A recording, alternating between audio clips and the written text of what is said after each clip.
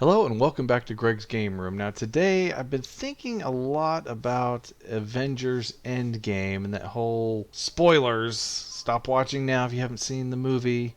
Three, two, one.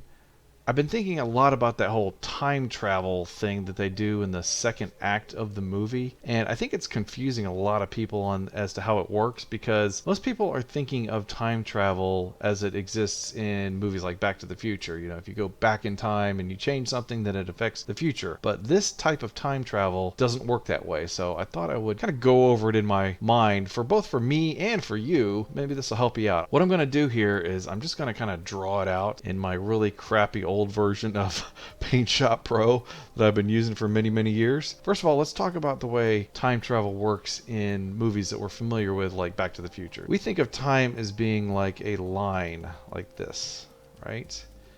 And then here we are at the end of it, right at the very end. We think that if we were to go back in time, back to this point here, for example, that if we make any changes here at this point, that it's going to affect everything along this path right here. For example, Biff went back in time from 2015 to 2055, gave himself the sports almanac, and it totally changed time. At which point Marty and Doc had to go back in time and change this event from actually happening. I think some of us are watching Endgame thinking that this is how time travel is working here. They're going back in time, collecting the Infinity Stones, and it's making changes to the future. But that's not what happened at all. So let me show you how I think it's working in Avengers Endgame. Alright, so here's time. This is the way we are thinking of time. This is the end of time in Endgame. And let's say this point right here is the snap, where Thanos snapped his fingers and wiped everybody out. So this is a 5-year gap right here. The way I am thinking of it, there are multiple realities, multiple universes that are all happening at the same time. So you have our original one here like this, but then you also have another one that's exactly like the first one. And you have another one that's exactly like those first two. Of course, my hand isn't as steady for each line, but you get the idea. And there's going to be another one. So what you have are 4 timelines in this scenario. There's probably millions and billions of timelines that they could have gone back to. So we are right here in this timeline. This is our timeline, our main timeline. What they're doing in Endgame, if I'm correct, is they're doing this. They're going back into this point right here. They're going back into this point right here. And they're going back into this point right here, probably even further than that, but you get the idea. They're going into 3 separate timelines. So if they were to like make a change here, it's going to affect this timeline, but it's not going to affect our original timeline. I think that's what the Ancient One was saying when she was talking to Bruce Banner about, if you take my Infinity Stone, it's going to alter my reality, and she didn't want that to happen. So yeah, it would cause a ripple effect throughout this entire timeline here.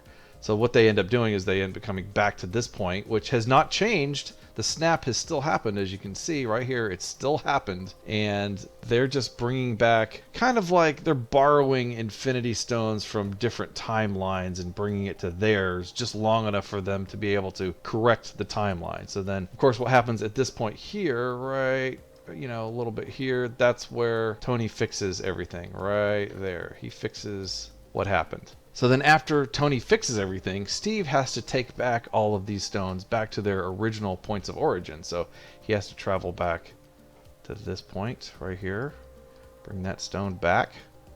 Then he has to travel to this point right here, and it's kind of hard to draw with my mouse, right there. And then he has to travel to this point right here. And that's the point, I think, at which Steve decides, I'm just going to stay here and I'm going to live out the rest of my life with Agent Carter. And of course, that changes this whole timeline right here.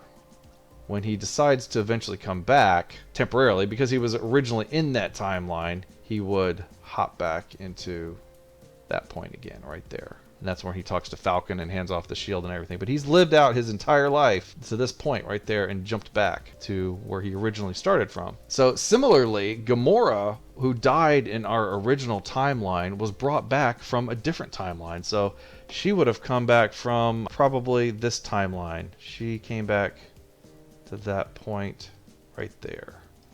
Like that. So even though our Gamora died in the original timeline, we have a new one from this other timeline, and she's not as nice as the Gamora that we've become used to. And then similarly, you've got Loki, who took the Tesseract and jumped off into a portal into his own timeline. So I'm thinking that would have been like right about here somewhere. He jumped off into this timeline, so he's going to be altering this timeline, and I think that is where this new Loki series is going to be coming into play, and he's going to affect this timeline, and it's not going to affect our original timeline at all unless there's some other kind of time travel magical powers that the Tesseract can have, and that will jump him over back into our main timeline over here, which I don't know if that's going to happen or not. Anyway, I know this looks like a total mess, but hopefully I've explained somewhat how this Avengers Endgame time travel timeline thing works. I think this is how it's working. I'm not certain for sure, but it seems to make the most sense to me. Anyway, thank you all for watching. Have a great day, and we'll see you next time.